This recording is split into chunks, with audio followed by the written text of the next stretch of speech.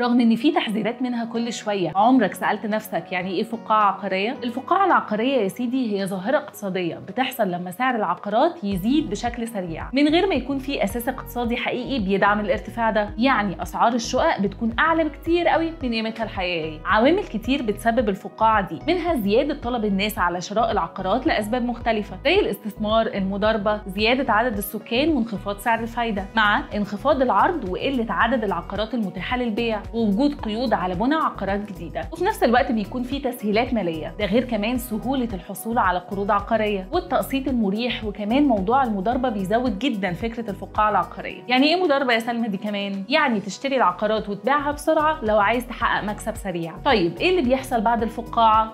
بتفرقع. الناس مش بتقدر على زياده اسعار الشقق وبتشوف انها مبالغ فيها فبيبطلوا يشتروا، والعقارات اسعارها تقل جدا. وطبعا اللي اشترى بالغالي بيخسر فلوسه. طيب احنا عندنا فقاعه عقاريه ولا لا؟ احنا من 2018 بنسمع ان مصر فيها فقاعه عقاريه او هيحصل فيها، لكن اللي بيحصل لحد دلوقتي عكس ده تماما. اسعار العقارات في زياده مستمره والناس برضو مقبله على الشراء. والخبراء في العقارات منقسمين بين انه ممكن يحصل في الفتره اللي جايه وبين النفي التام ان ده ممكن يحصل في مصر. طيب ازاي اتجنب الدخول في القصه دي؟ قبل ما تشتري دور في المنطقه على مؤشرات الفقاعه، زي ان الاسعار زايده بشكل مبالغ وبسرعه كبيره ومفيش مبرر للزياده دي، يعني مفيش خدمه فتحت او طريق جديد يخلي السعر يرفع. لو لقيت السعر مبالغ بدون سبب بلاش احسن. ونصيحتي ليك حدد ميزانيه معقوله تقدر عليها، بلاش تعتمد على نظام المضاربه والاوفر، واعتمد على احتفاظك بالعقار لمده طويله. استشير خبير عقاري لو امكن ويكون موثوق فيه، يعني مش سمسار عايز يبيع وخلاص. ونصيحتنا دايما نوع استثماراتك، ما تعتمدش على العقارات بس، وخليك فاكر مفيش ضمانات في سوق العقار، لكن ممكن نقلل المخاطر ونتجنب الفقاعه.